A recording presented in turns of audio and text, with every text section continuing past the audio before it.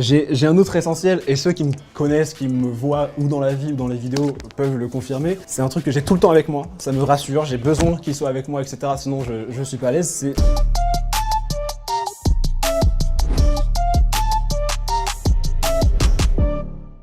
Alors maintenant, je vais vous présenter un objet, on va pas s'attarder dessus trop longtemps, parce que c'est un objet très basique, mais c'est mon jeune télépéage, frérot. Voilà. Donc c'est aberrant d'avoir amené un télépéage ici aujourd'hui. Mais c'est vrai que mon télépéage est essentiel. Pour envoyer les voitures en enfer sur l'autoroute et aller les faire rouler un peu et vous faire des vidéos sympathiques, j'ai besoin d'un télépéage pour prendre l'autoroute et pas sortir ma jeune main pour mettre la carte à chaque barrière. C'est la 8.6, un grand classique. Ils l'ont customisé, la 8.6. Ça, c'est magnifique. Je viens d'en racheter une pour le souvenir. J'ai pas bu de 8.6 depuis 20 ans. J'ai fait quelques films, quelques spectacles. Je gagnais un peu ma vie. Je bois plus de 8.6. Attention, hein, quand t'as pas les moyens, que t'es jeune, c'est fantastique pour démarrer une carrière d'alcoolique. Une carrière d'alcoolique avec modération, évidemment. Je crois qu'il faut le dire à chaque fois. Je le dis avec vraiment beaucoup d'émotion. C'est mes premières cuites. Ça coûtait 2-3 francs à l'époque, je m'en rappelle, on volait dans le porte-monnaie de son papa, de sa maman. Je vais la regoûter en direct pour essayer de... Parce que c'est incroyable. Et ça ne fait que ça avec l'alcool. Dès que tu regoutes une gorgée, tu peux te replonger dans tes souvenirs. Et là, je vais avoir 18 ans tout d'un coup. Alors, elle est extrêmement mousseuse.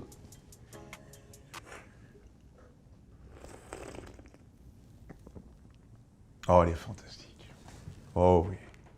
Oh, et vous savez où je suis là? Je suis dans le RER A, avec mes potes. On avait ce trajet Joinville ou Nogent-sur-Marne, Champs-Élysées. On buvait une ou deux 8.6. On arrivait devant le Virgin Megastore. Ce que je dis, je te parle d'un temps que les moins de 20 ans ne peuvent pas connaître. Hein.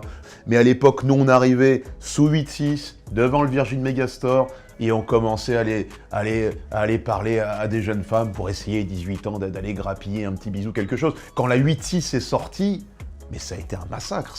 Ça correspond à l'apparition du crack dans les années 80 dans les ghettos noirs américains. C'est-à-dire, tout le monde s'est fait surprendre par la puissance de la 8.6. On pensait boire une bière, on se faisait assommer en 2-3 coups, quoi. Mais c'était...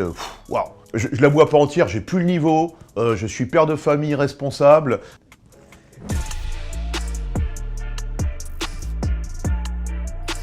Je résous ce Rubik's Cube dans vos yeux ébahis en 2 minutes. Je faisais vraiment des concours dans la cour de récré de celui qui le faisait le plus vite. Et vraiment, j'étais arrivé à genre 31 secondes, un truc du genre. Un délire. En vrai, j'étais fier de moi. Bon, en vrai, c'est de la merde pour les gens qui savent le faire, c'est de la merde. J'aime pas trop les pyjamas. C'est pas trop mon truc. Ou du moins, je sais pas, cette culture, tu vois.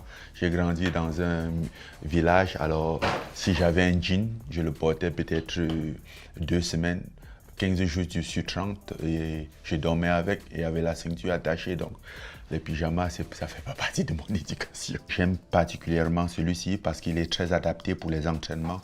Ça a une corde et ça me permet de l'attacher en faisant la lutte ou du sol, ça va descendre. Et j'ai pas envie que mon short se retrouve sur mes fesses lors des entraînements, au milieu des entraînements. J'ai un autre essentiel, et ceux qui me connaissent, qui me voient ou dans la vie ou dans les vidéos peuvent le confirmer. C'est un truc que j'ai tout le temps avec moi, ça me rassure, j'ai besoin qu'il soit avec moi, etc. Sinon je suis pas à l'aise. C'est mon Sacha. Voilà. C'est un peu encombrant, c'est un peu lourd, mais si je l'ai pas, je suis pas bien. Donc le Sacha essentiel aussi, donc on va le mettre là. Attends,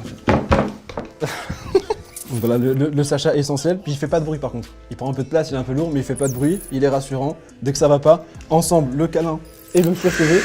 Alors là c'est royal. Alors cet objet il est particulier, il a une histoire. C'est un couteau que j'ai dans mon nouveau restaurant, mais il a de particulier ce couteau que quand j'ai acheté l'immeuble au marché des Chartrons, c'était une ancienne menuiserie. Et le propriétaire, M. Meunier, était menuisier ébéniste. Et la condition pour signer l'acte de vente chez le notaire, on lui a dit on ne signera que si vous nous faites quelque chose dans notre projet. Et on voulait lui faire la bibliothèque. Malheureusement, ce monsieur est décédé 1 an après la signature. Et j'ai demandé à sa compagne qu'elle puisse me fournir un bois qui lui appartenait. Et il avait dans sa réserve du bois d'amarante. C'est ce bois-là qui a une couleur un peu lit de vin comme ça.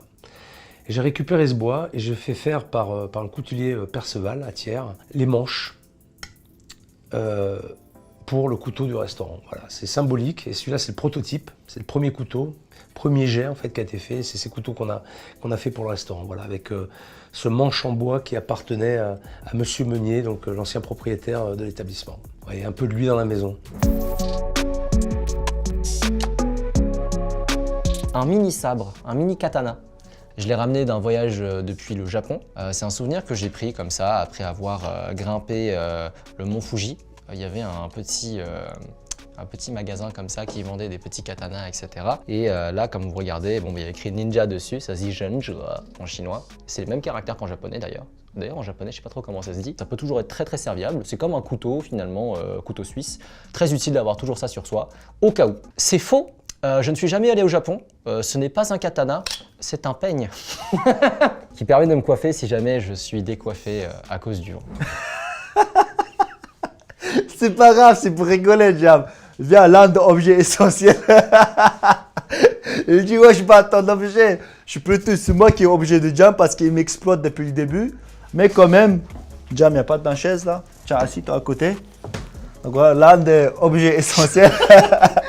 Jam, il fait partie de cette aventure presque depuis le début.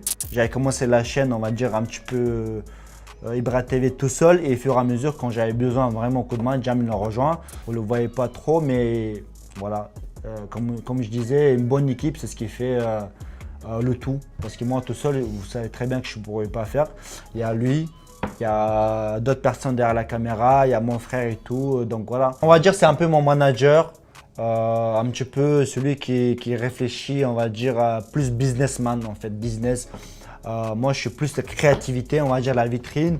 J'ai côté un petit peu le business aussi, mais c'est surtout lui, on va dire, un peu le businessman. Donc voilà, celui qui a des bonnes idées, celui qui va penser un petit peu plus loin. Moi je vais avoir plus la créativité, je serai un peu plus fort peut-être dans la négociation, mais lui c'est plus les chiffres et tout ça.